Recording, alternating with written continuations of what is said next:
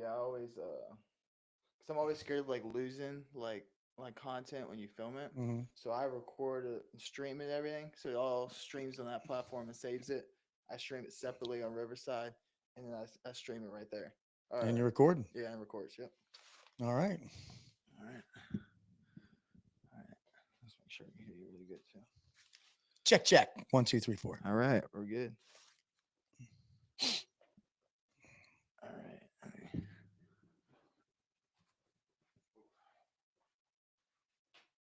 I want to close both doors with me.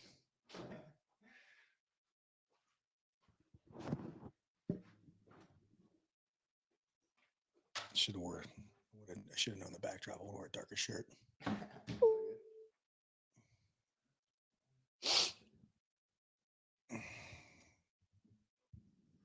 Okay. So welcome to Money Buys Freedom, episode number 49. So I'm really, really excited about this, by the way. If you haven't really told, can tell from earlier. So our guest today is Ray Cashcare, former Navy SEAL instructor, former CIA. Yep. Also, Yes. you were in the Captain Phillips movie. Mm-hmm.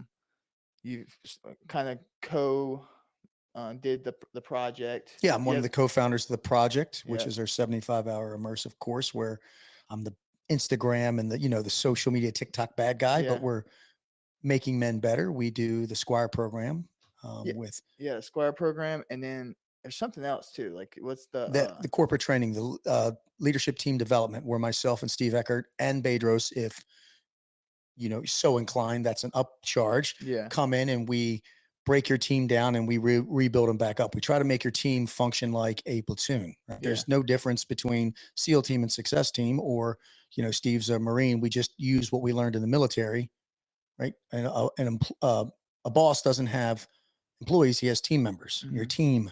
And we incorporate that and infuse it in your 3 battlefields of life, which is your battlefield, your business field, and your home field. Yeah. So that's what we do.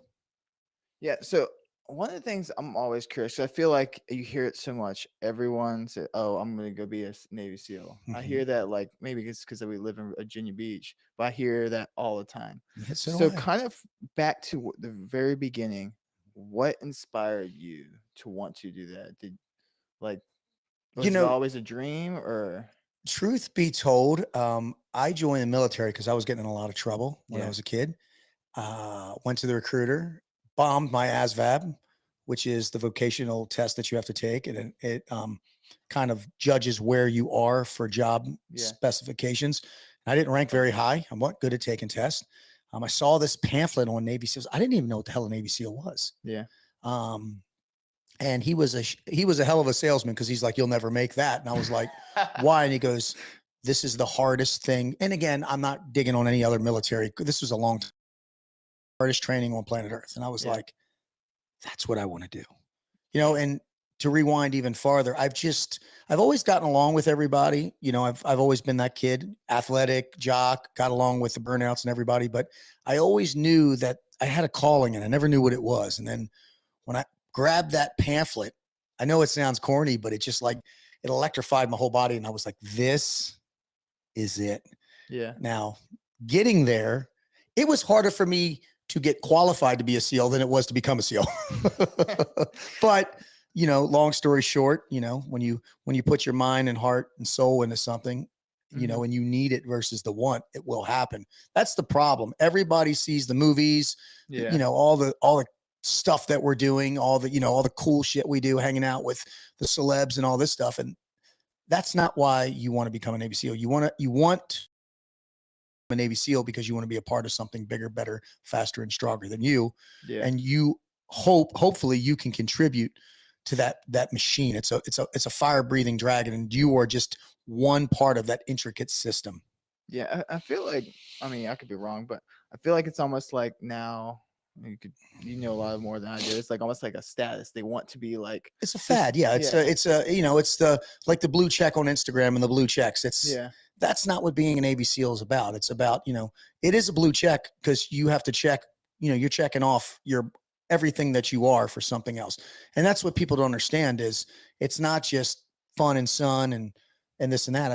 people go off to war and they don't come back. Yeah. You know, and that's in all military branches, but you know, in the more specialized branches, you know, SEALs, SF, Rangers, Recon, Raiders, I could go on and on and on. Mhm. You know, we're put on specific missions where the threat level is higher and the rate of, you know, coming back is less. Yeah. Cause so just a little backstory on me, like I was what I wanted to do. I wanted to be a Navy SEAL for like the longest time before I got hurt in football and that guy got destroyed. But my main reason I wanted to join is because I like know who I was, and I felt like if that's the hardest thing in the world, breaking me down from like down to the almost the studs and building, I wanted them to build me back up. Does that felt like what you felt like Yeah, they did for you, or you know, buds is 6 months of breaking you down and rebuilding you back up, right? It's and that, you know, people always ask me, what's the trick of buds? Don't quit. yeah, You know, hopefully you won't get injured and don't Mhm. quit.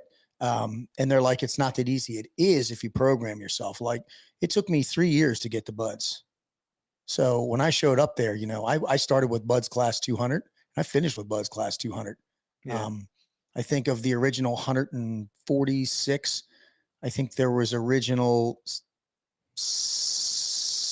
14 of us left.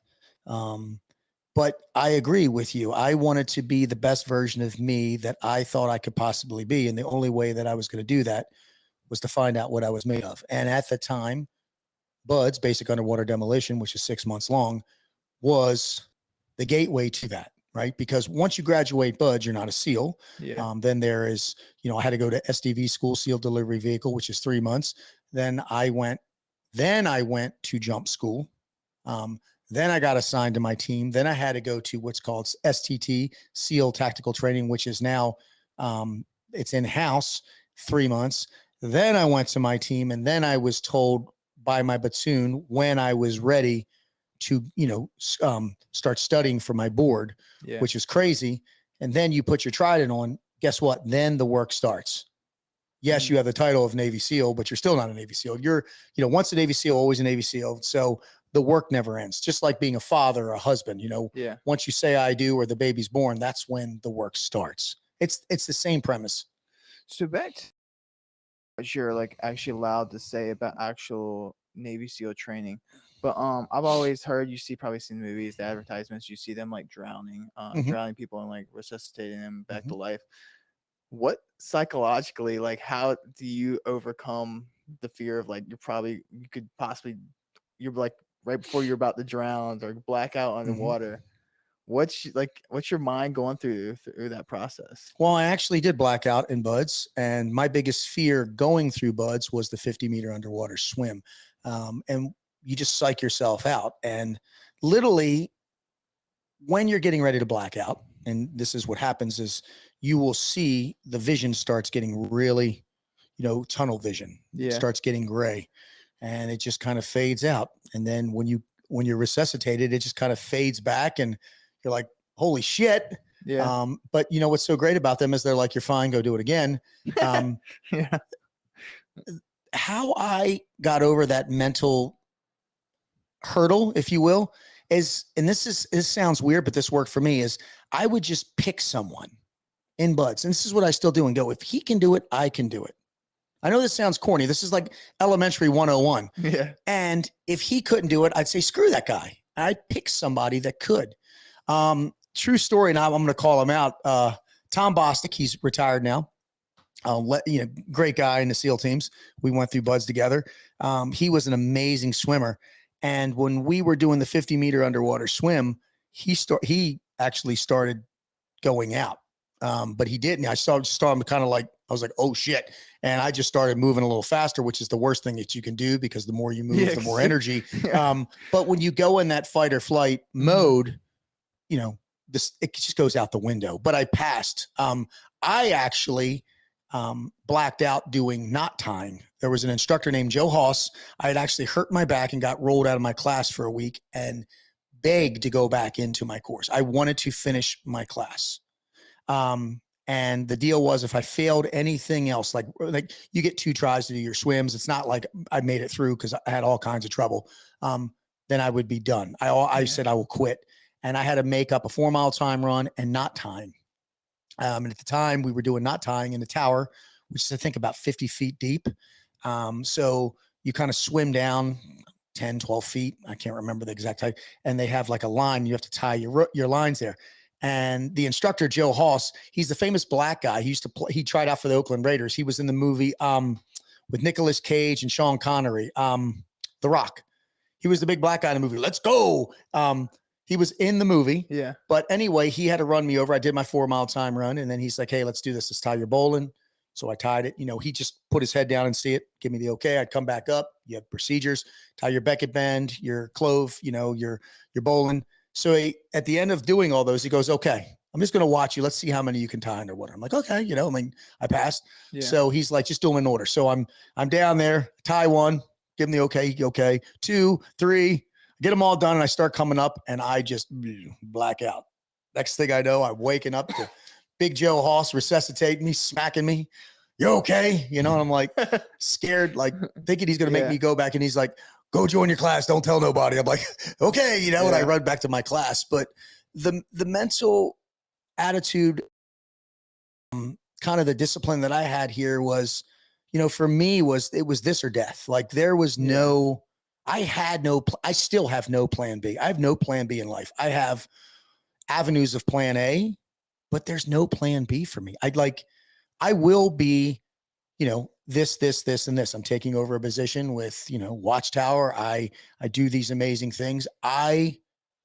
If I can't make it happen, I will find a way to make it happen some way, shape, or form. And I've just always done that. And I think that's the mentality I have from the childhood that I had, where I was kind of just shit on, where I decided to flip the switch and, you know, I create my own destiny. Yeah. You know, I'm the one that's working out hard. You know, I told you I'm 51 years young and I'm still out training a lot of people. I'm still getting my ass handed to me. But the reason why I get my ass handed to me is because I train with people that I know are bigger, better, faster, and stronger than me. Mm-hmm. You know, you got Mitch Aguiar here. I train with him. Kicks my ass every day. You know, he looks like my son. But he can literally just destroy me. Yeah. And people are like, don't you get tired of getting your ass? No.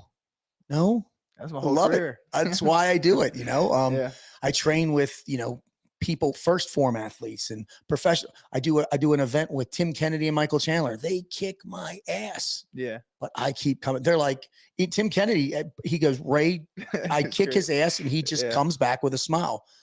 It's an honor. Mm-hmm. It's a privilege when someone that is better than you is willing to pour into you the knowledge, the knuckles, the whatever it is to make you bigger, better, faster, and stronger. I love it.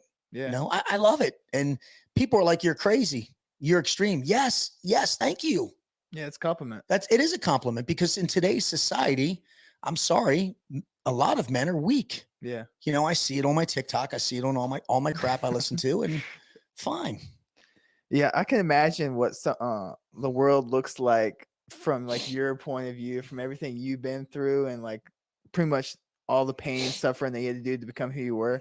Seeing what the like world looks like and how they're trying to make men. I'm always curious, like how do you handle it? Like it looks crazy to me, but I can't imagine. It's crazy. Like. You know, my favorite word is sissy. I just use the word sissy with everything. I get in trouble all the time, but I'm not tough compared to the crowd I keep. Yeah. I'm a wimp. Yeah. But that's the thing. But compared to like today's standards, fucking Clydesdale, man. You know, I mean, pardon my language, but and it's crazy. Just like, you know, I go to schools and I work with these kids and, you know, I do these PTs and I do the push-up contest and guys are like, they're like, you know, I can't believe you haven't been beaten 5 years. They're like, you haven't gone against anybody hard. I'm like, I go against anybody that challenges me. Mm-hmm. I don't mind. I only win and learn. If somebody, beats me, great. I'm going to try to come back. Now I know I'm on the declining tail of, you know, I'm over a half a century old. So what? You know, like I just beat, he's a big YouTuber, Jesse James West. He's 23 years old. Yeah. Beat him at push-ups. He talked a lot of smack and he's a great kid. Yeah. We also kicked his ass on the range. He literally just videoed us kicking his ass. He's like a younger version of me. Mm-hmm. Cocky, you know, I guess I was that cocky when I was his age, but wow. I mean, you know, my son's going to be 29 years old. Yeah. You know, and I love it. And I just tell these young men, you know, like people always ask, how do you get stronger? Lift weights, you know, Pain. Jiu-jitsu, Muay Thai, wrestle, eat good, don't drink, you know, have an active sex life. You know, this is what makes men men and makes you tough. And just because you're a tough guy doesn't mean you need to be. I'm a savage servant. I'm a disciplined savage servant, though, right? I treat women with respect. You know, if you don't mess with me, I won't mess with you. You know, it's honor, courage, and commitment. And that's what the world needs. You see these kids nowadays, they get on and everybody's got something to say. Yeah. But no one will, everybody says, but no one does. That's what annoys me. Like guys are like, you know, your courses. The other day, Bedros and Bedros Koulian, I work with Bedros. We had a guy talking all kinds of mad shit. So we were like, come to our course. Yeah. What do you mean? Come to our course for free. $7,000, come to our course for free. If you pass it, you pass it. And the guy was like, well, you have to pay my way. No, dude, we're not paying your way. We're not doing this. You come, you show up and we'll do it. Well, you know, the dog ate his homework. He had an excuse. So the thing is people are basing it off of, and this is what I love with, and all these idiots that, you know, comment, make their stupid things. Mm-hmm. I show them what I want them to see. Yeah. I am, you know, I'm the puppet master. I love the hate. The hate fuels me. The one thing that I do that Goggins does, and I love Dave Goggins, is I take all the hatred, all the comments, you're a pussy, you're this, and I just make and when I'm listening to it, you're this, you're this, you're this, you're this, you're this. But I'm also the guy that's doing this. You know, I live in a nice house, and everybody's like, oh, you rape people for money. Motherfucker, I get a salary. I don't profit. And that's the thing. The people that, you know, these courses are highway robbery.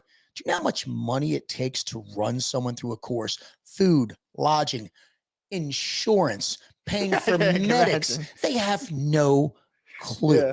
They have no clue. They just see this amount of money, this many people came to rent out the facilities, the cars, all the backside support that we need, videographers, all this shit, the dinners. It cost thousands and thousands of dollars per guy. And they're like, no, it doesn't. Well, open up, you know, I get guys all the time, man, I need to open up a course like you and rob people. Good luck, because for the first 15 classes, we were losing money. So good luck, buddy. Yeah, I guess people, and a lot of people nowadays, it's always like, they're idiots. That too. It's like, oh, listen to what I say, not what I do. But you should always do the opposite. Watch what they do, not what they say. Even politicians, business owners, influencers, watch what they do, not what they say. They can say anything they want, but watch what they do. It's exactly, you know, and that's the thing. Like I see all these kids and I'm like, you know, hey, what are you doing for charity? We give I don't make enough money to give charity. Well, then you're not doing enough then. Yeah. You know? And that's the thing. Like one of the huge lessons that Bedros Koulian taught me, and I'm not a super rich man by any means. I want to make that very clear to everybody out there. But the more you make, the more you give. Mm-hmm. You know, the more you give of yourself. You know, like my wife Trisha, God, I love her. I have no business being married to this woman. I thank that to the SEAL teams, maybe. I don't know. But we give more money to the church. We give more time to the church, you know. We volunteer a lot more. We do so much more. And it feels good, man. Yeah. You know, everybody's like, oh, you just, because I didn't know that when I first met Bedros. He quizzed me. He's like, the more you make, the more I take. It's what I've known. He's like, no. And we did this like 3 or 4 times. I talk about this on every podcast because it's like one of the biggest wake-up calls that I ever got. He goes, after like the 12th time, I said, sir, listen, this is going nowhere. So maybe you could just wrap it up. He goes, the more you make, the more you give. And I'm like, I don't understand. He goes, he leaned in and Bedros is all, you know, like nostalgic. He goes, because you don't make enough money, motherfucker. And I was like, I got goosebumps. I was like, oh my God. Yeah. I get it now. Right. So, you know, he goes, and if you want to make a lot of money, you need to impact a lot of lives. Yeah, I agree. I was like, okay, roger that. And he goes, listen, and you're going to impact a lot of people in a good way, but you're also going to impact a lot of people in a bad way. And I'm like, what do you mean? He goes, people that are angry with you aren't angry with you, Ray. They're angry with themselves. Yeah, exactly. They wanted to be a SEAL. They didn't have what it took. They didn't take the chance. They didn't take the risk. You know, the biggest advice I give, because I run a father-son course, is I say the same thing about working out. It's like, if you see a girl, go up and say hi to her. Introduce yourself to her and say, my name is so-and-so, and I had to come meet you because I did not want to miss out on this opportunity. Because too many people miss out on the opportunity because they're too worried about how it's going to look or how it's going to affect them. I'm telling you right now, man, if there's something you want, and I mean you need in your life, go for it. Just what's the worst that's going to happen? She's going to say no. I've got guys who are like, yeah, I want to go to Buds, but what? It's better to go and know than to go through life wondering. And that's the problem with too many fucking people these days. They just wonder, oh, I could have been a SEAL. Well, then why didn't you? And they've got more excuses than their words in the dictionary. But just give me the one. It's because, what I tell every single person on planet Earth is when you're complete, you'll bet on yourself. Bet on yourself. I don't care how I bet on myself every time. I always tell people, never bet against me. I will find a way to win. I just will. So I love that you said that a couple minutes ago. You're talking about being a servant. Everyone I've ever talked to on this podcast, I guess people always have the myth of rich people, they're greedy, they just take from everyone. But every like entrepreneur, business owner that I've interviewed that are worth like a couple of them are worth almost a half $500 million. But all their mentality of how they got there was like, hey, how do I serve as many amount of people as possible? And that was their entire mentality. They stopped focusing on the money. They stopped focusing on the money. All they did was serve. And then they looked at their bank account one day and like, oh crap. And I love that mentality. And I feel like that's what a lot of people don't understand is that success and even happiness comes from serving others. In order to be successful, number one, my definition of success is helping others help themselves. Yeah. It's not always from a monetary standpoint. You have to be a part of a team, right? Team is trust, effort, attitude, mission. Trust is the hardest thing to build and the easiest thing to destroy. Yeah. You have to trust the process. E is effort. I hate when people tell me, give me 100% of what there's no such thing as 100% of your effort. I'll tell you why. If you run a mile every day as fast as you can till you drop every single day, that time will be different. Every single day it will. Yeah, right. Every day that you max out, if you max out and you say my max is 315, it's because you've done that weight. You've capped yourself. Yeah, psychologically. My thing is like, I'll do 315 pounds for reps. People are like, how do you do that? Because in my mind, it's 225, right? A is attitude. If you want to be successful in life, you need to understand this. And I'll tell you this right now, nothing will open or close a door faster and on planet Earth than a good or bad attitude. And M is my mission. There are 6 forms and the mission is growth. There's 6 forms of growth. 6. I know Tony Robbins, Mr. Robbins has like his 21 avenues or 6. Emotional, social, spiritual, and financial. Spiritual can be religious or it can be just believing and betting on yourself. Mm-hmm. If you can do those things, be a part of a team, and then infuse my 4 F-bombs, your family, your fitness, your finances, and faith, right? Again, faith is, for us, it's religion, but it doesn't have to be. The money will come. And I agree. Whoever the entrepreneur that said that was, like literally, I look at my bank account because I do coaching, I do speaking, I'm doing this, I'm doing that. Bedros Cooling told me, he goes, if you are the best version of you can be, he said, you will eventually, and I quote me on this, you will need a rake and a fucking wheelbarrow for the money that comes in. Now, my rake's not that big and my wheelbarrow's not that big right now, but it's coming. And my time is coming. And that's what I keep telling everybody.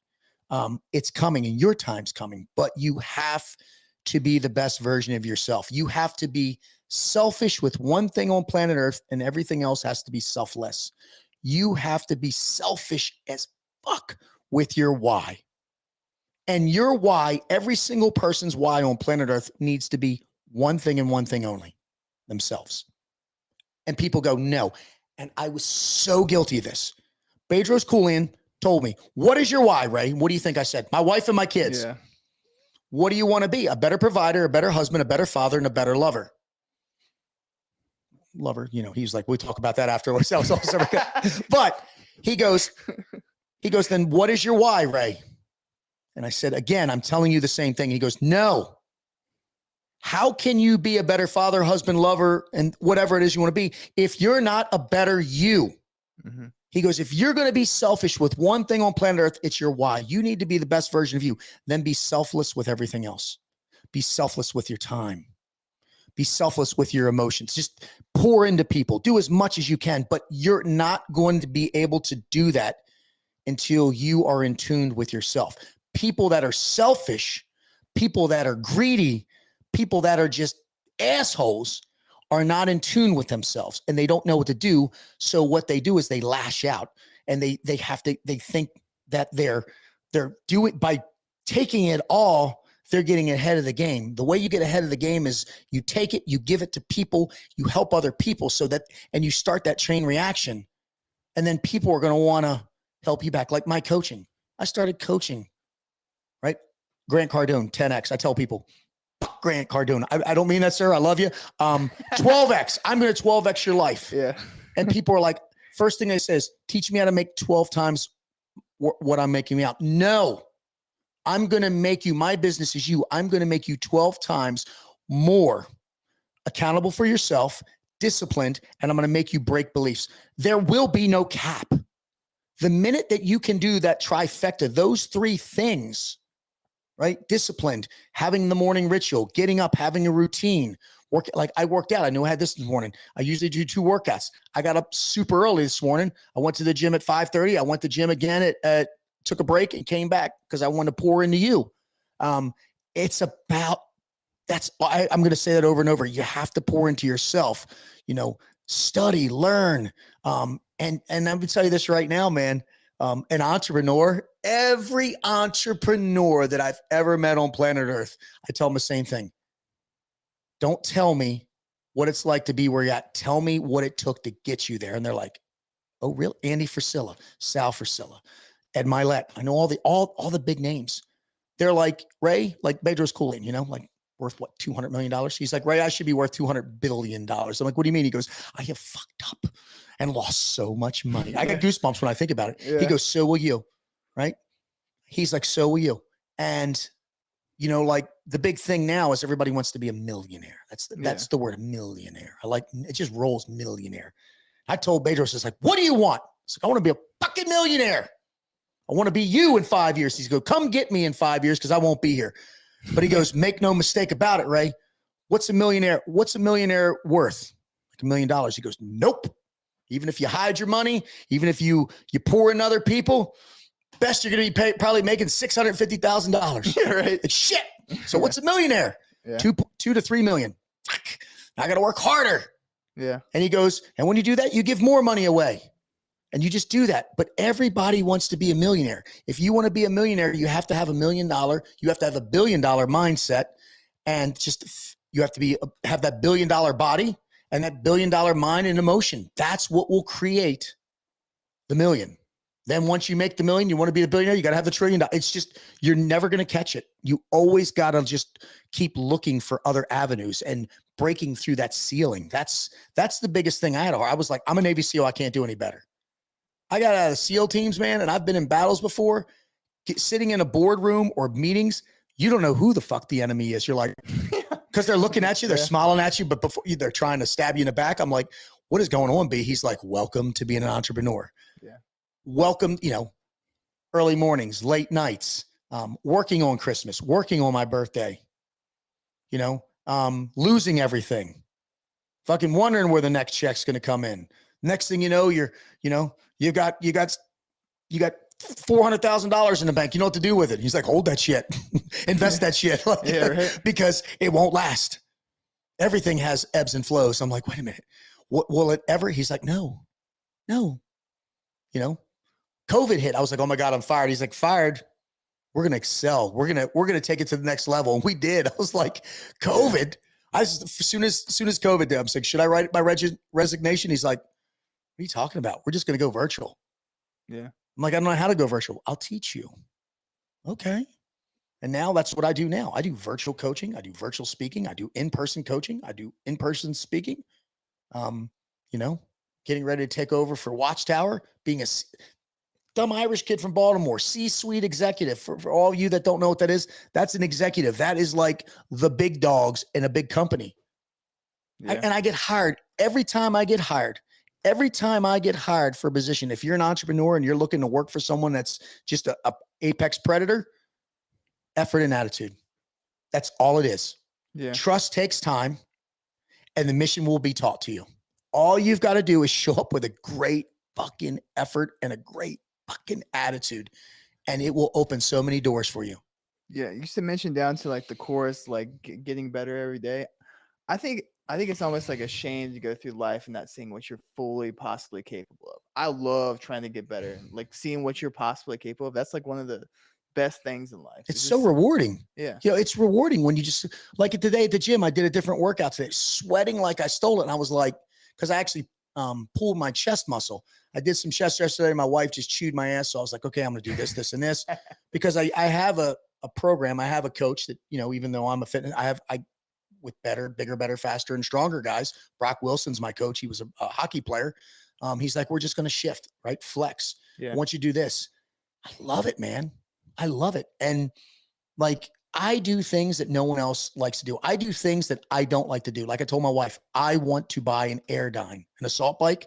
I hate it. Yeah. I loathe it. And for the longest time, I avoided it. And my coach, who's my fitness coach, Brock, was like, tell me what you, I should have known. He's like, what 3 exercises do you hate most in the gym? I'm like, the Airdyne, the Airdyne, and the Airdyne. All of my workouts are Airdyne, rower, or the ski berg. Miserable because I can run. Yeah. He's like, what we need to do if you want to get to the next level, if you want to see what you're made of, you've got to do shit that's hard. You've got to do shit that makes you uncomfortable. You've got to do shit that redlines you in the emotional discipline, right? The 3 colors of discipline are red, blue, and green. It's great to sit in green because that's your comfort zone, but we want to increase that average, right? We want to, I'm a race car. I'm going to redline it, bring it back down, redline it, bring it back down. I'm controlling the RPMs, the physical, mental, emotional, social, spiritual, and financial emotions of my life, right? The discipline. I love emotional discipline. I love working under stress. I love like being in the gym and seeing somebody that's beat me. I love when I'm doing push-ups against Andre Chef Rush, the White House chef who's got the 20-some-inch biceps. Yeah. And we went toe-to-toe, not knowing who was going to win. They broke us up, thank God. The not knowing and just trying to like really hone in on yourself, it's just a whole different state of being. You know what I mean? Yeah. It's almost like you come out of your body and you're like, they broke us up doing push-ups, halfway down, halfway up, 8 minutes. I didn't even know what happened. They were like, I can't believe you hold the position that long because I am willing to sacrifice everything for that W. Yeah. The W's, right? You got to, it's about stacking up the little W's, the wins, right? You're not going to make home runs. You don't win a baseball game by just hitting home runs. There's so many different ways to win a game. You have to look like it. You have to be so 3-dimensional. Everybody swings for the fence. I love swinging. I love swinging hard. Yeah. Right. But every now and then you got to bunt, you know, a single, double, triple, Yeah. you know, I'll take what I can get. Walk me if you have to. Just let me get on that base. And then once I get on the base, the mentality I have as an entrepreneur and as a savage servant is I'm going to get to home plate. I'll steal, literally steal, hopefully someone's going to help me, but I'm going to run as fast as I can. I'm not going to stop. I love what you said a couple minutes ago. You're talking about how like the suffering and stuff like that. That is usually the things that's preventing you from being better. It's the things that you hate to do, the things that make you uncomfortable. Like I think that's one of the SEALs saying. It's like getting uncomfortable and yes, I guess the horrible situations and enjoying those moments. Mm. Did you have that before, or that's something you learned that you in SEAL training that you applied to every day? At a young age, I figured out that success is on the other side of hard work. Yeah. And I noticed when and it started at a young age, like I was small in high school, but I was stronger than most kids. I was more aggressive than most kids. And I started realizing, That's a meaner. I was a mean, like Yeah. I got picked on it until I said, you know what? I remember in 8th grade, I started working out and I started getting stronger and people stopped messing with me.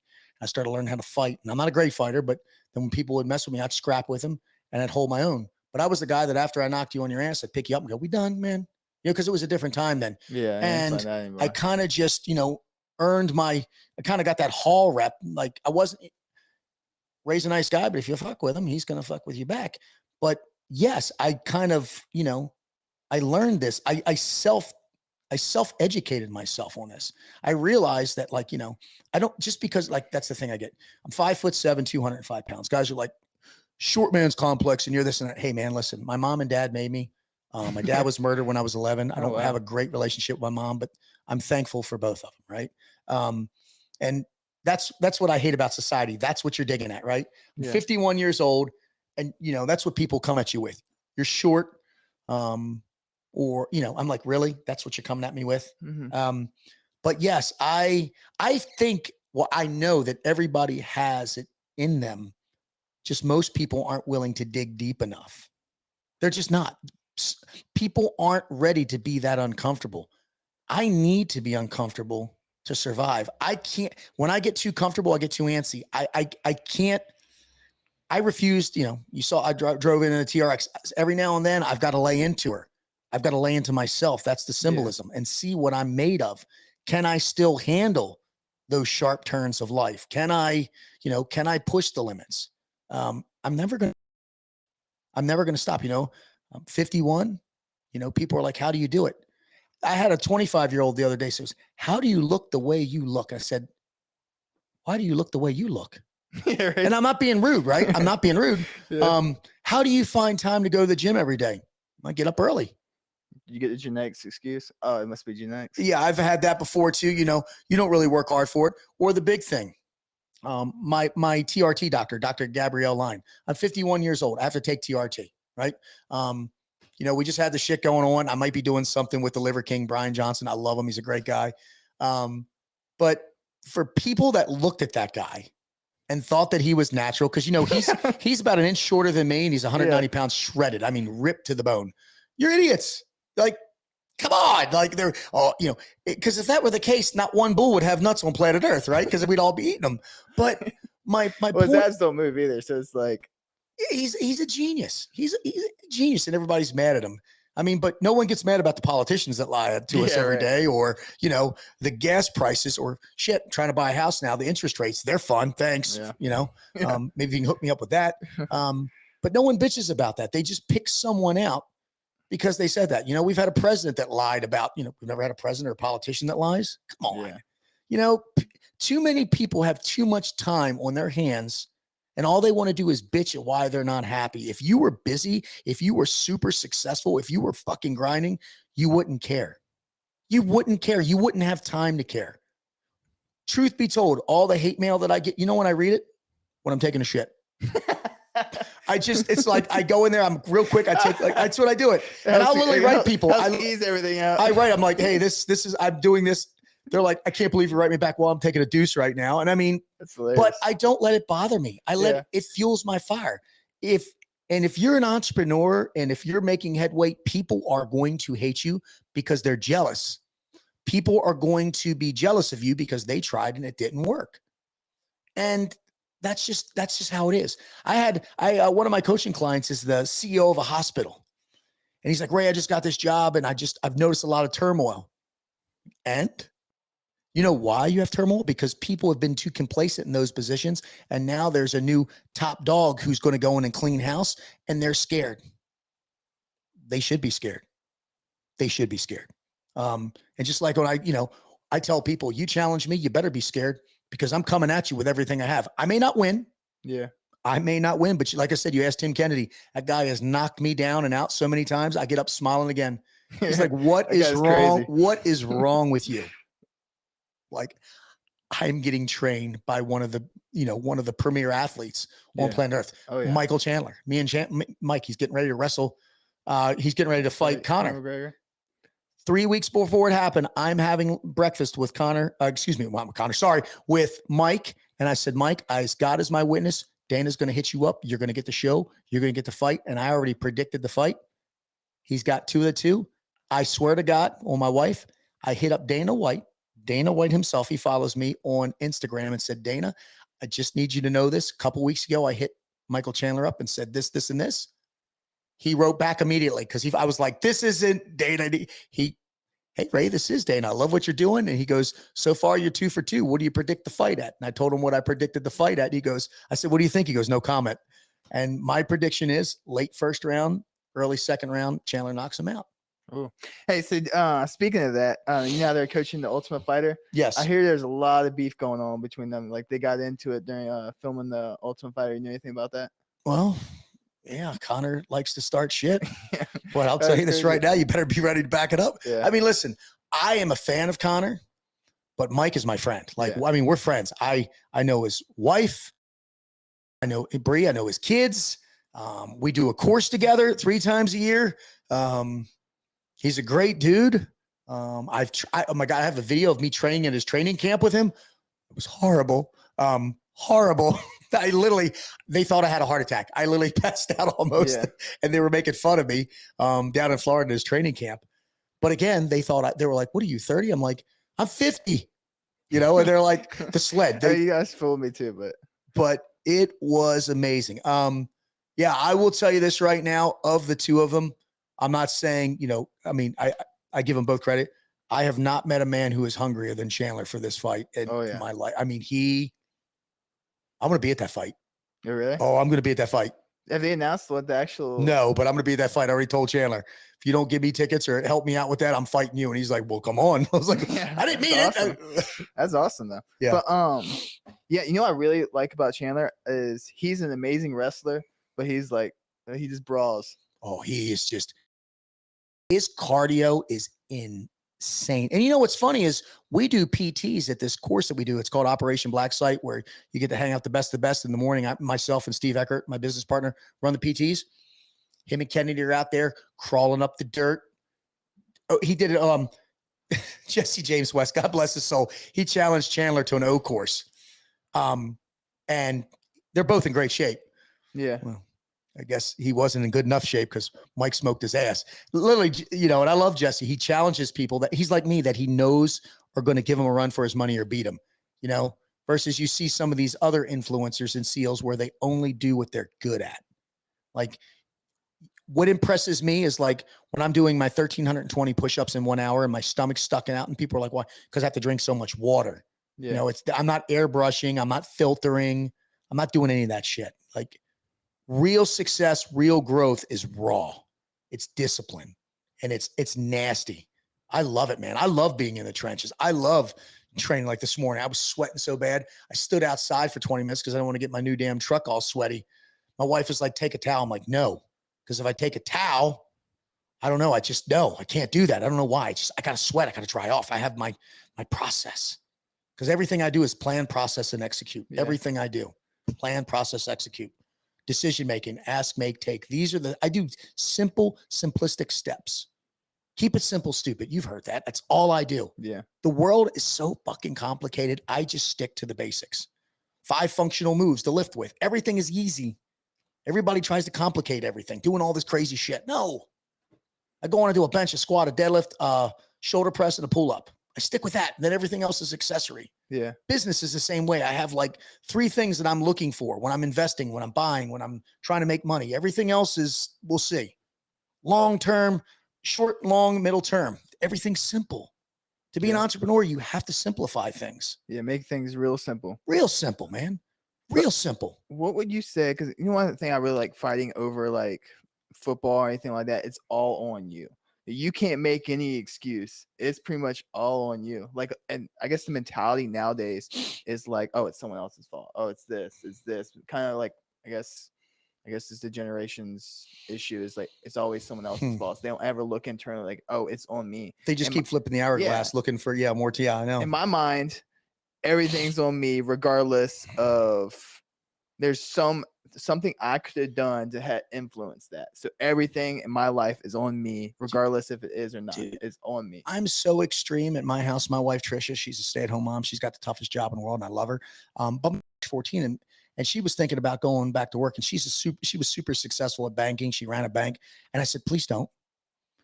And most people were like, why? Because she's super attractive. Guys are going to hit her. And I said, no, because then I'm going to let my foot off the gas.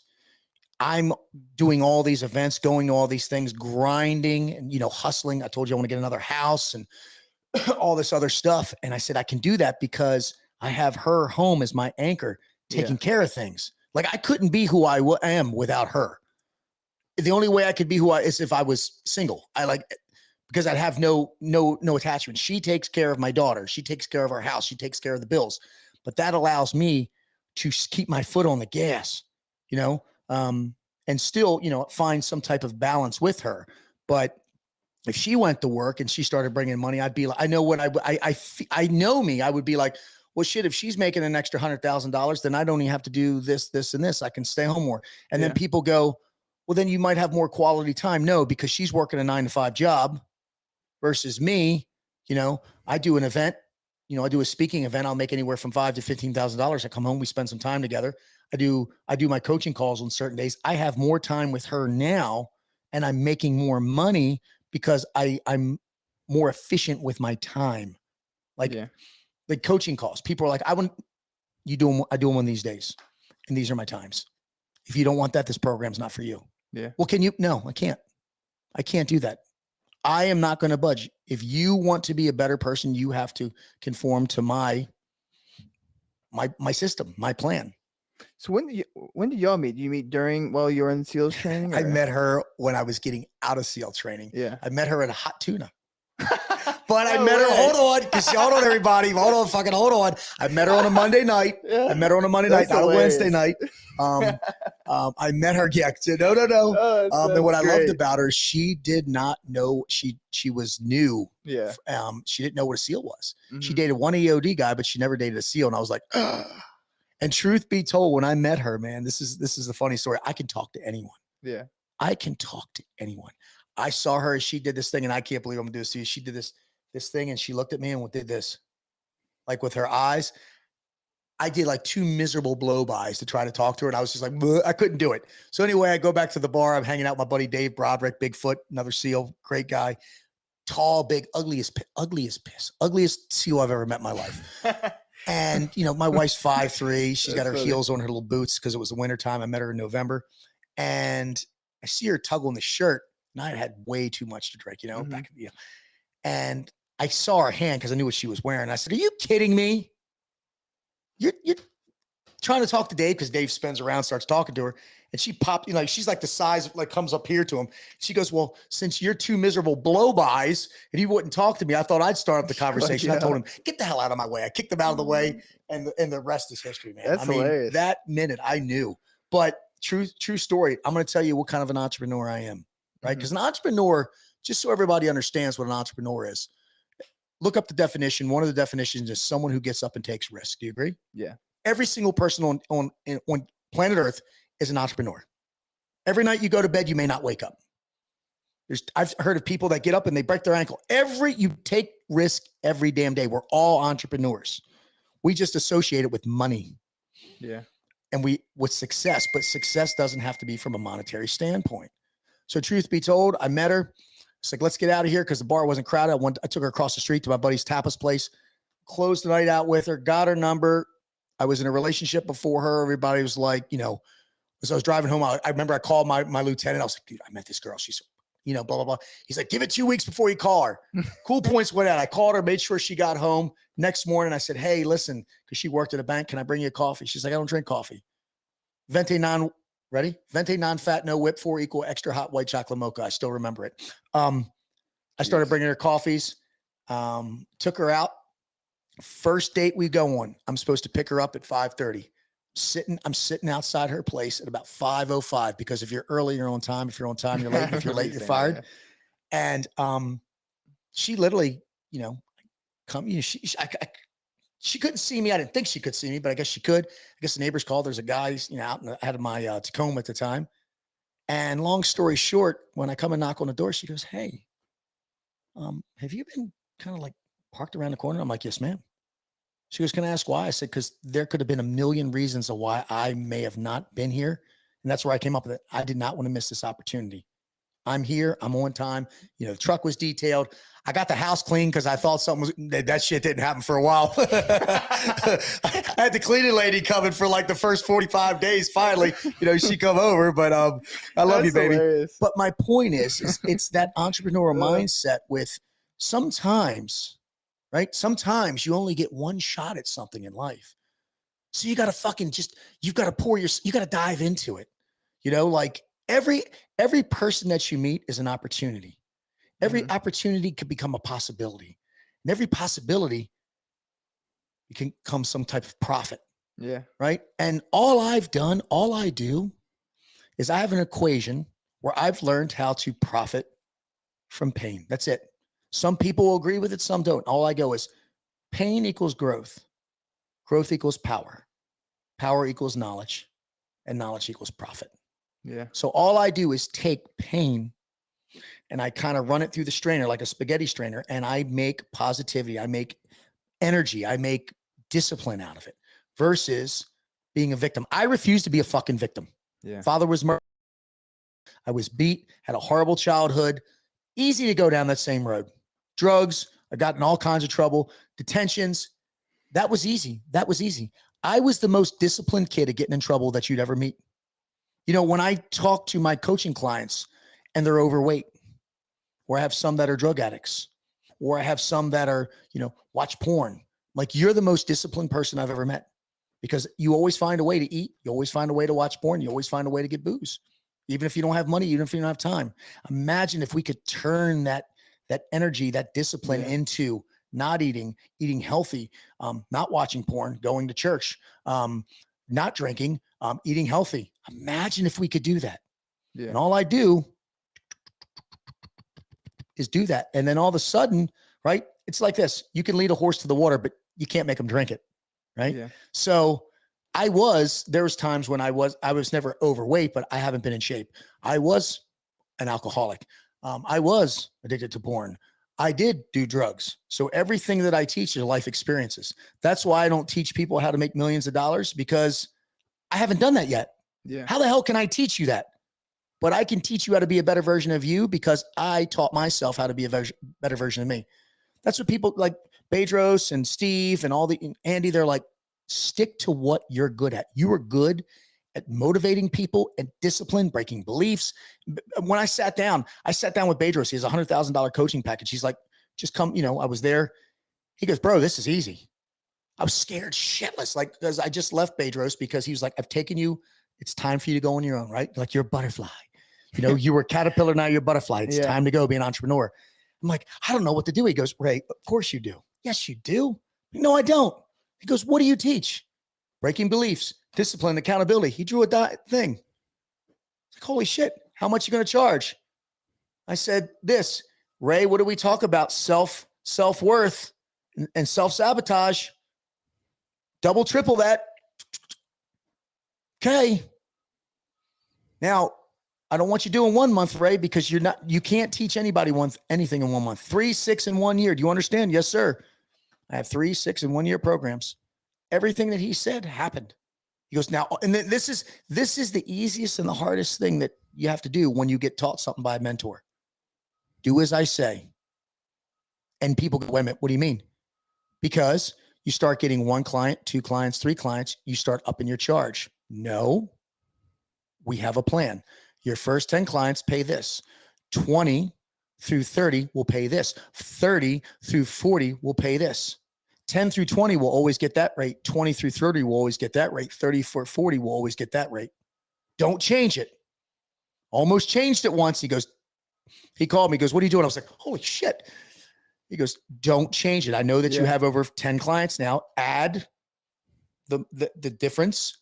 And tell them that they will always have that rate. Bedros has $100,000 coaching clients, but he also has like less because they were with him at the beginning. He goes, never forget who got you where you're at.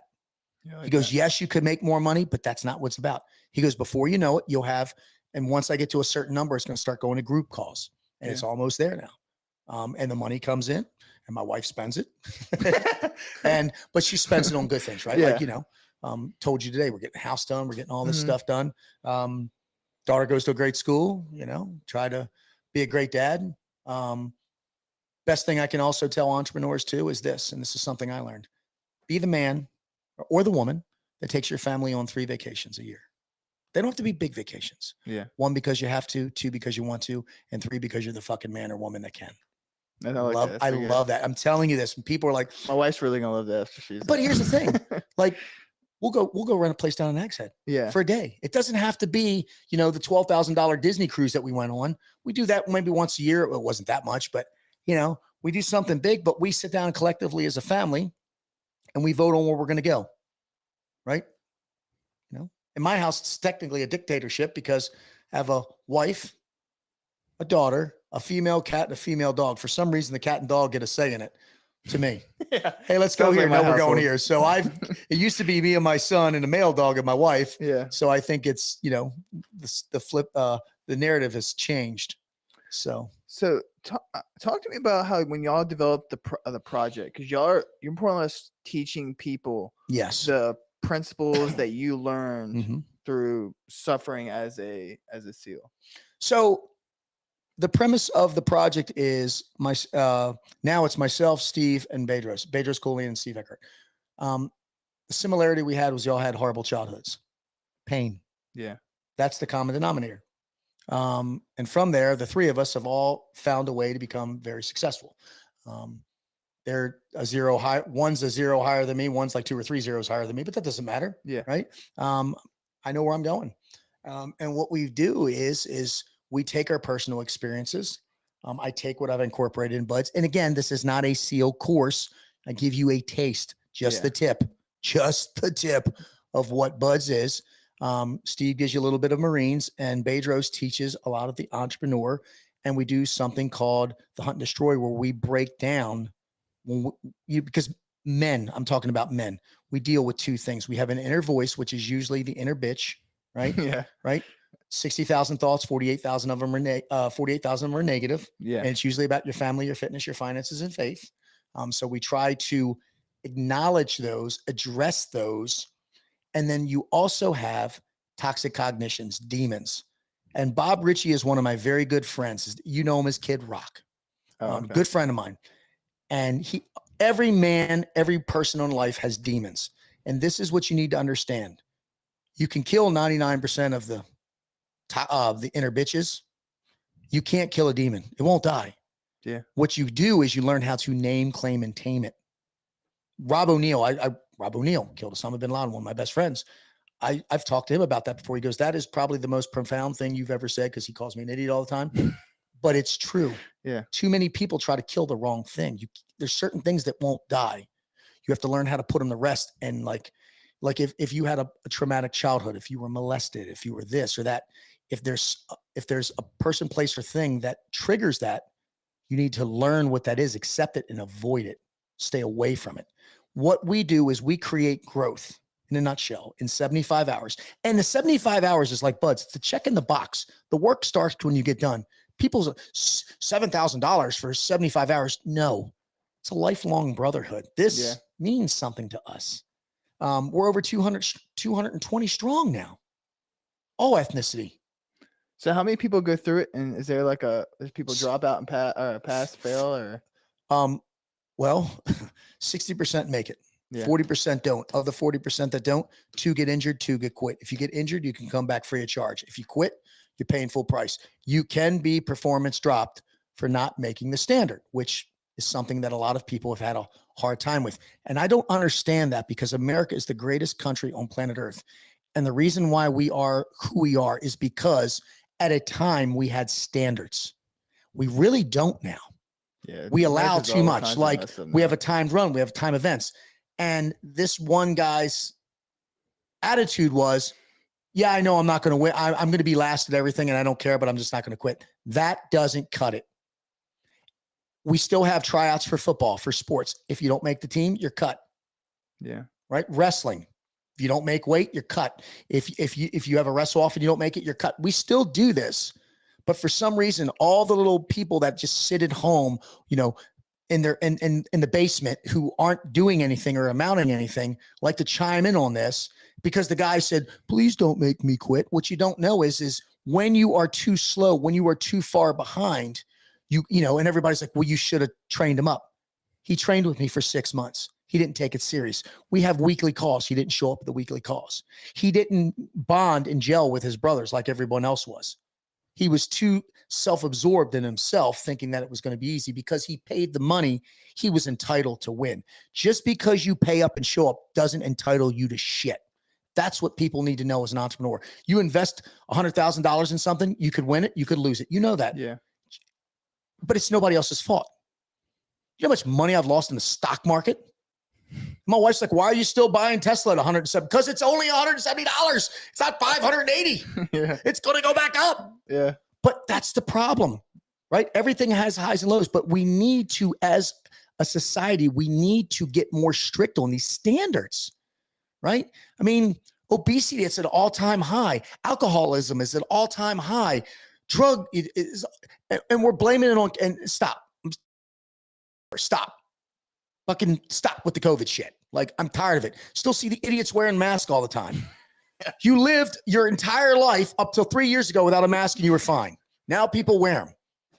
People like, I guess, believe anything. It's just They'll like, believe anything. We are so swayed by media. It's ridiculous. We're sheep. Don't be a sheep. You know, I say I'm the ostrich. That's my animal. yeah. Just do what I want. Fucking stick my head in the ground when I want. Peck you to death, claw you. I got horrible toes. Love it. That and the goose. Goose, it can fly if it wants to, but it walks. Yeah, it does whatever it the give a fuck. crap. Goose do whatever they want here, man. They're like a national treasure around here. Yeah. You hit a goose, you're dead. Like, people will shoot you. You're screwed. Yeah. But my point is back to the standards. Like, we need to have higher standards. And the people that are bitching, the reason why they bitch is because they don't have a high standard of themselves, right? Like the kid that went through the course, coasting along isn't good enough, right? Being a C student is not enough. Sure, it passes you, but are you really pushing yourself physically, mentally, emotionally, right? I see guys that are in relationships with women and they're not happy. Why? Why are you settling? Too many people settle. Yeah. I refuse to settle. Like, people are like, how have you been with your wife for 19 years? Because I married way out of my fucking league and I have to bust my ass every day because I love it. I did that. Yeah. I just do. I've got 2 great kids. You know, I surround myself when I'm sitting in a room, every single person in that room is better at me in something. And I know it. And I want to be where they are. And every single one of them says, come get it. Like Tim Kenny's like, you can fight me until you'll never beat me. One day I will. One day. One day. Is one time. You might have the flu. I'll jump you, whatever. I don't know. And he's like, no, you won't. And I won't. Mitch Aguiar, just keep coming. That's the trick to be successful. You just got to keep coming. I did a podcast with Nick Bear, and it went viral. Yeah, BPN. Yeah, BPN. I will not dust myself off anymore. I don't care. I used to get knocked down. Shit. You know, like when you trip and you fall and you jump up, I'm okay. You know, I'm okay. Yeah. I got the worst scars I have are the ones you can't see, man. The ones inside. You know, I'm prideful. You know, my wife recently told our pastor something and it wasn't crazy, but I wish she would have told me. And he goes, hey, I'm praying for you. And I'm like, and then I was like, no. He's praying for me. He's not judging me. He's you know, he's looking out for me, because I used to look at things the wrong way too, you know. I used to, for the longest time, and this is what people do. I'm going to give you guys some advice. People look at the glass half empty when it's half full, right? Half empty and half full. What does that mean? If you're looking at the glass like it's half fucking empty, you're just waiting for that water to drain out and die. Me, I made the decision when I was about 20 years old that my glass is half full. And when I fill that glass up, that's when people usually get complacent. I'm going to find a bigger fucking glass. I'm going to pour that water into it. And I'm going to start all over again. My glass just constantly, that's the symbolism, gets bigger and bigger and bigger. Sometimes I lose water, man. I dump it. I spill it. I fuck up. That's okay. Just don't quit. And that's where I come up with my 7 points of performance, my conquer. That's one of the things I teach. I teach that 7 points of performance to be the best version of you can be. So I feel like a lot of, like, man, include myself, it's like a lot of times ego gets in the way of a lot of things. So how have you overcome that? Because even like SEAL things and a lot of your things at the project, it's like you have to break people, like they have to humble themselves, kind of thing. How do someone overcome Well, that? I always, ego is the enemy. Ego is the enemy. I say that over and over again. Ego is the death of probably 90% of everything, of successful people. I think kind of me by positioning myself strategically around people that humble me all the time. Like, I mean, I've said, hey, he's like, that's the dumbest fucking idea I've ever heard. Right? No, he's told me before, if you invest in that, I'm going to fly on the jet over there and punch you in the face and come back. I'm like, nope. But I think it's the ego. A lot of people that have an ego, they have a fragile shell, right?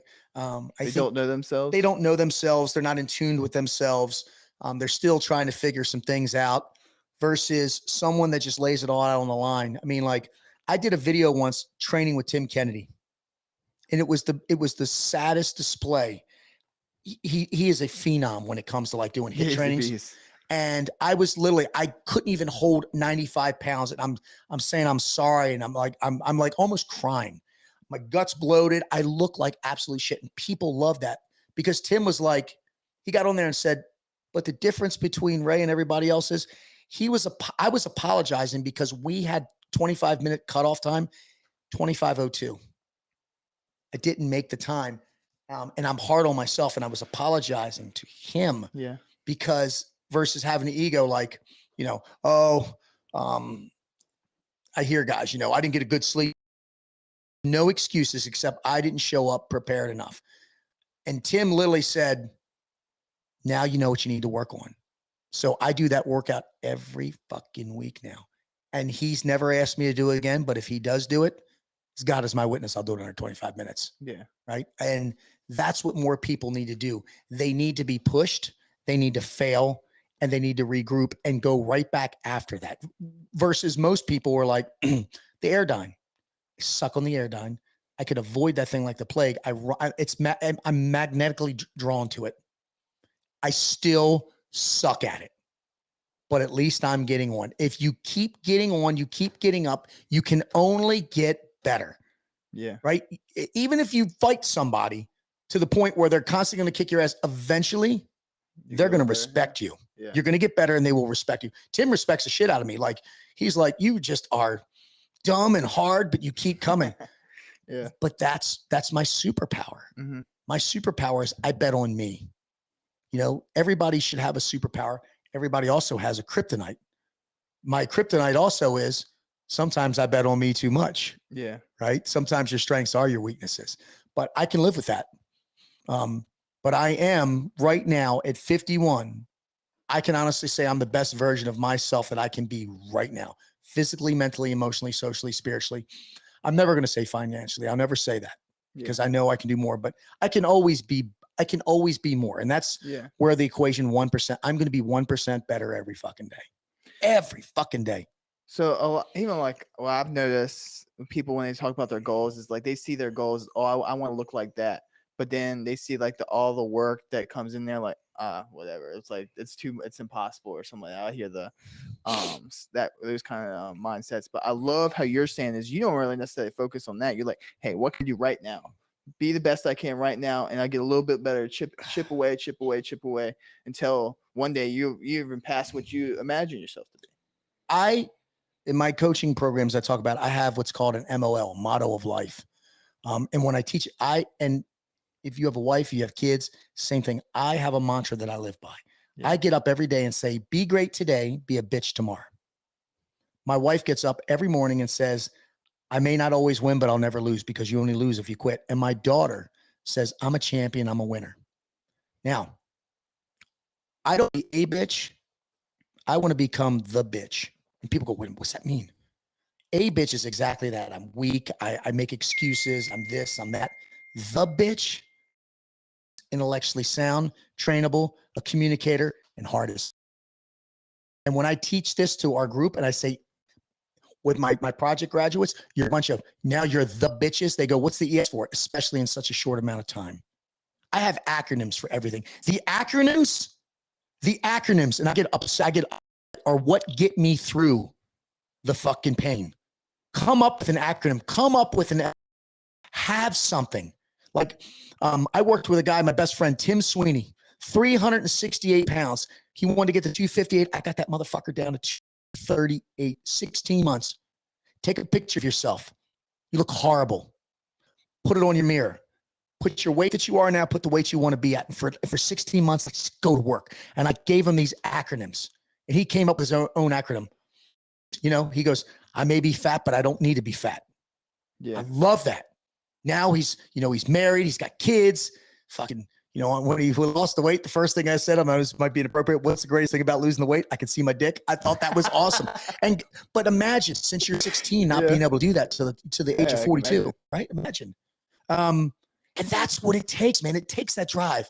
And people always go, Cash, why are you so fucking extreme and so motivated and so driven? why the fuck aren't you? Yeah. And my answer is because I'm alive. Right. And I mean, if we want to go all the way back, like if we rewind the clock all the way back to the time mom and whoever it was were right having that conception, you millions and millions and millions of fucking little yous were shot into a tube and the sperm, only one hit. Motherfucker, Yeah, right. you hit out of millions or billions or whatever the number is. So my point is everybody goes, what is my purpose? This is what I know. Out of the hundreds of millions that were shot into, that started off when the day that you made it, you made it. Your job is to figure out what he is. Like hundreds of millions of me challenged me. And I fucking won since the beginning, since the dawn of evolution. People that coach that I'm a loser. Motherfucker, you're not a loser. You're alive. Yeah. And again, look up the statistics always change. And people are like, I never looked at it like that. Of course you didn't, because you have a loser mentality.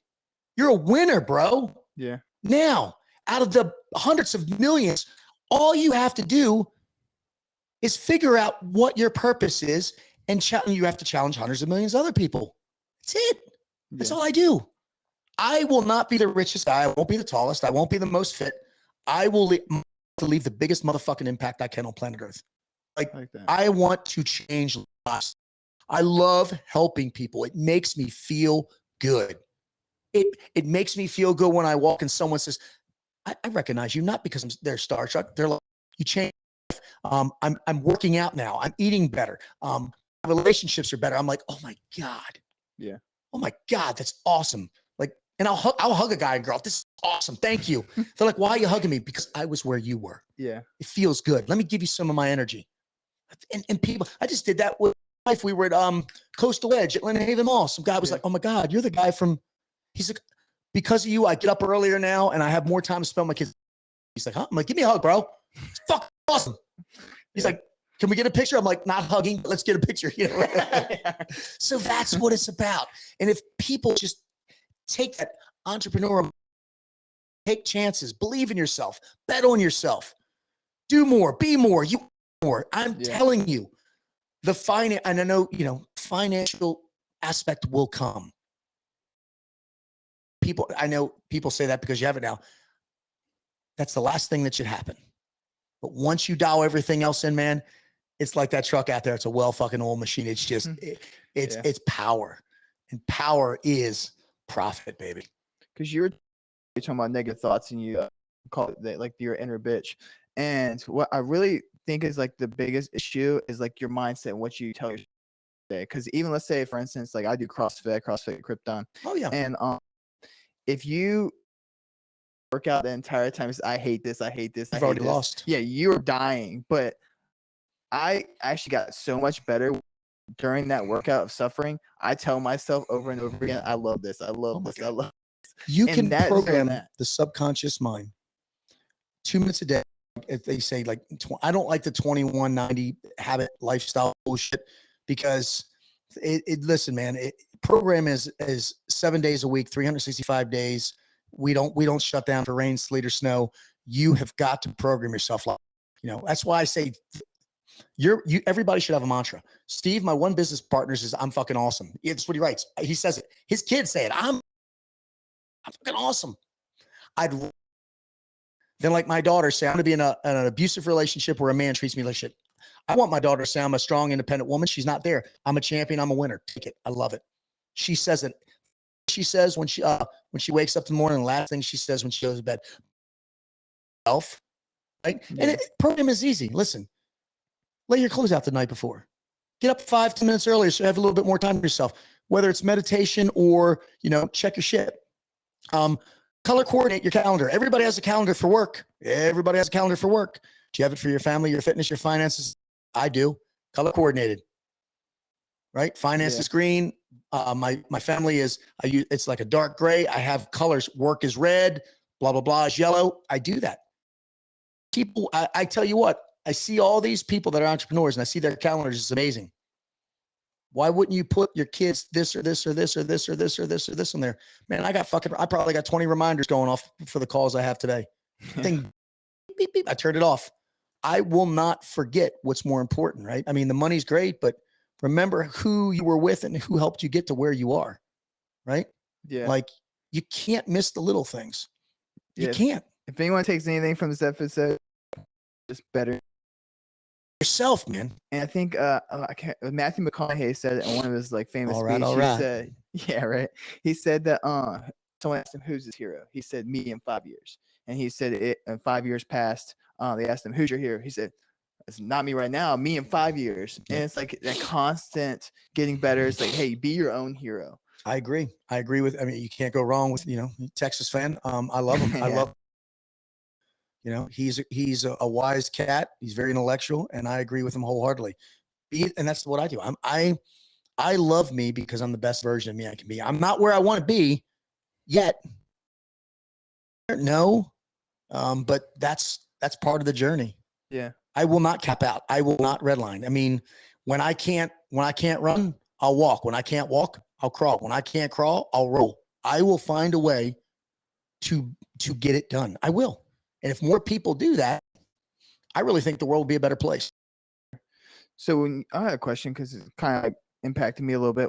When you had kids, did it change like your mindset at all? Because for me, when I first had kids, I want to be someone that my daughter will look up to. I want to be that hero that she can look up to. Did that change it at all for? Fuck you. It's just exactly what you said. Like, I mean, I think every parent, every father's goal in life is for his kids to be better than him. And I want my daughter to be with a man better than me. Right. Like, I mean, cause I fuck up. I do stupid shit stuff. This is what I knew with being a parent. I wanted my son to fear me and my daughter to never be scared to tell me anything. Yeah. Right. Like my son's going to be, I'll still whoop his ass. Bro. Yeah. But I want her to have an open relationship with me. But that's why I work so hard, when and my wife here, I got my picture of my wife right there. Whenever I'm thinking about doing something, I go back to I wonder what, nope, she's watching. I've got my kids. I got them all on here. I have my daughter. There's my son. They're all here. They're always with me. Yeah. But yeah, my mentality, it supercharged me. It ramped me up even more. Sure. Everybody was like, what's the greatest things in your life? The birth of my kids and marrying me, then being a Navy SEAL. They're like, what? I'm like, dude, yeah, man. Priorities. My priorities have changed too as I've gotten older too. When I was a SEAL, I didn't give a shit about nothing. Now with my family, man, I focus. My goal was to leave that's who we are. Yeah. So you have so much going on. Oh my God, I'm a mess. I'm all over the place. How do you find balance with like your family and with your wife, with all their businesses to doing, traveling to Austin coming up? Like, how do you find balance between all that? The one pinnacle, mom is a stay-at-home mom. That helps. Yeah. I carve out time. I have a schedule. Like case in point, this is my month. Austin, 8 through 10. Tulsa, 10 through 13. Temecula, California, 16 through 18. Arkansas, filming the show, 21 through 31. So in between those times, I'm coaching when I'm on the road. When I'm home, in the Chandler, somewhere in between there. I'm getting up earlier, going to bed later, and making sure I'm spending time with my family. It's just, I got to prioritize, strategize, monetize. That's what I do with everything. Prioritize, strategize, and monetize. How can I create growth? Right. Like tonight, since I'm leaving tomorrow, I'll probably take the family out to dinner. Yeah. We spend a little time, we do that. Going to do some filming with American Apparel with coffee. I'm part owner of that. We're giving away. Oh, I can't say that. We got some stuff coming up. Sorry. Forget it. Can't say it. Wes will kill me. But we've got some really cool stuff coming up. And then when I come home I go right to a shooting course where I'm teaching someone some stuff. I'm just going to pour in my family. Yeah. Pour into my family. Like tonight, I know we have a award ceremony for my daughter for cheerleading. And then, I'm going to take her hours and take her out to dinner. Get up early, which sucks. It sucks. But, hey, that's what we have to do. Get on a plane, fly to Austin, get to work. Sure that, and something else I always do too that helps the balance. It might sound corny to some people, but every night me and my family pray together. Every night we pray together. Every night we pray. don't care what I'm doing. I don't care how busy I am. I don't care if I'm doing time to pray with my family because it's important to them.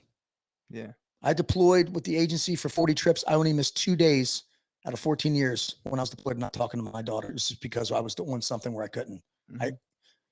If it needs to happen, a man, I speak for men, will make it happen. Yeah. You will find a way if it's important enough to you. Yeah, I agree too.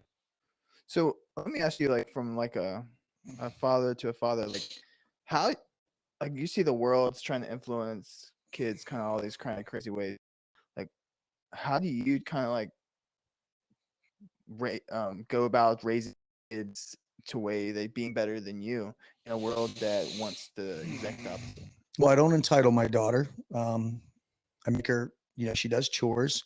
I make her aware of what's going on with racial this and identity this and all that stuff. And I tell her, I teach her and my wife teach her that she just has to, she has to have her core values, which we have, and she has to, don't be influenced by peer pressure. And it's hard, there's Yeah. times, but we monitor everything she does. You have to nowadays. I mean, she's got like a little boyfriend. I watch him like a fucking dog. Probably And scared I've to had death my too. talk with him too. But you know what? He's a good kid. Yeah. He's got good parents. We interact together. It's interacting with you. Too many people are, and listen. I'm digging. I'm gonna make this very clear. Digging on the mom and dad who are busting their ass and they don't have a lot. I get it. I'm with that. That was something that me and my wife decided a long time ago, is that if we were going to, and because of our childhoods we had, I don't want to get into all of it with us, we weren't going to allow that to happen again. And the only way that we could do that is if someone stayed. My wife loves being a stay-at-home mom. She's fucking great at it, and I love it. And be confident. I always worry, we got the security system and stuff. It bothers me is when I'm gone, if something were to ever happen, my wife knows I'm out hustling for her, and I know my wife is hustling for my family. And my daughter knows the same thing. She knows daddy works hard. Mama works hard. And she knows we have standards for her. Grades, appearance, room. She has standards. She gets up every morning early by herself. I don't wake her up. If you don't get up, you're late. You're late one time. Guess what? I'll get the old school alarm clock like I used to. Ding-a-ling-a-ling-a-ling. Set it. No, just to jump up and get it. So I'll let her wake up with her phone. Things that she has. Too many parents give kids too many breaks and let them off. And a lot of times it's because they don't have the resources, meaning the time to pour into them. And I get that, man. I get that. But make every second you can with them count. This is not spending time with your kids. I agree. Unless I have to take a call for work, phones sit over there. We don't answer the phone. If I'm taking her wife out to dinner, if we're not talking, yes, on the phone, but talking, put the phones down. Otherwise, we're not going out to dinner. Yeah. And if you do that, and even if she has her friends, listen, you're going out to dinner with us, these are our rules. And they're always like, okay, Mr. Ray, like, it's that simple. I'm not being disrespectful. My daughter's got friends that are Asian, Black. It doesn't matter. Equal opportunist. It's just like these in our household. Yeah. Abide by them. And a lot of, and I'll listen, just so you know, when we're eating dinner, we put the cell phones down. So between the good, like, yeah, I can't get her to put the phone down. Oh, I can. Yeah, right. I can. I'll take off my hat and we'll put them in the thing and just set it right over there. Yeah. So I guess just to wrap everything up. So I know I have a lot of friends that are about to go through the special operations training. What would be your piece of advice to them? Just going through their stuff, about to suffer. What would be your best piece of advice for them to try to overcome what they're about to experience? Number one, simple as it sounds, don't quit. Yeah. Start programming I always tell them, like what I did is I programmed myself that it was a mandatory program that I had to pass. Number two, stay up on your health. If you get time off, a lot of guys run out and chase ass and drink and this and that. I'm not saying go out and have fun, moderation.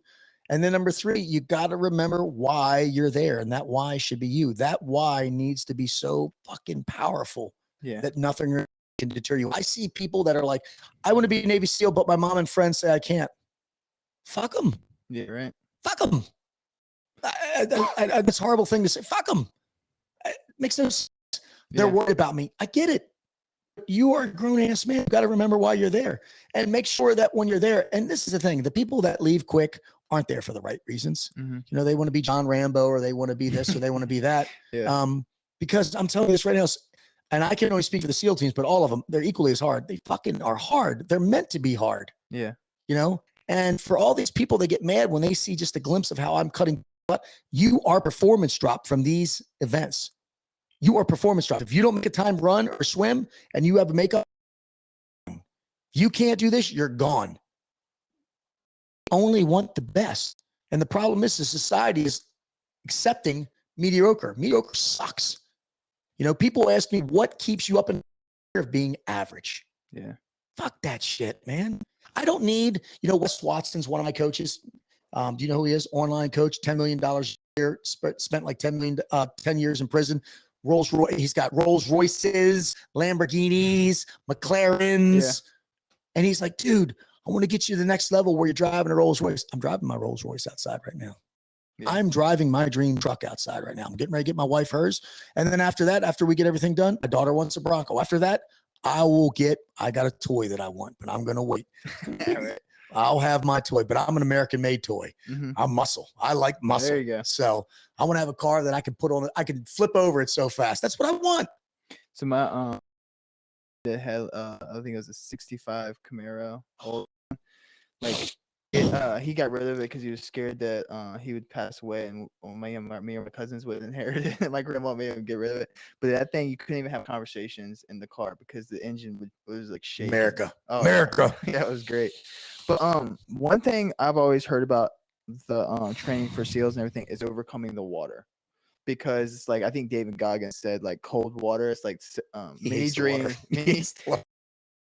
have died by suffering. It's what he referred to as. And that is wise. Many dreams have died from suffering. Many everything has died from suffering. Goals, relationships, everything. It's the airtime. If you know you suck at it, if you're scared at it, you have to attack it. You need the things that scare you in life. If you want to be a SEAL and you can't swim, fucking not for you. But you can get a coach. You can learn how to swim, learn how to tread water. I mean, they literally tell you everything, and people still fail. Better learn how to tread water with 1 brick, 2 bricks, water with twin 80s on. These are not secrets that I'm giving out. You can look all this up. When I went through, you didn't know any of this shit. Now it's all publicized. You know, like you could train for everything that it is. You could take 2 or 3 years, like I did. Say, shit, I got to do this, this, this, this, and this, and this. If you get sick, that sucks. If you break a old misery, holy fuck. You know, that's the 575-pound log that called the Widowmaker because it breaks human soul. Who's always on it because we're always last.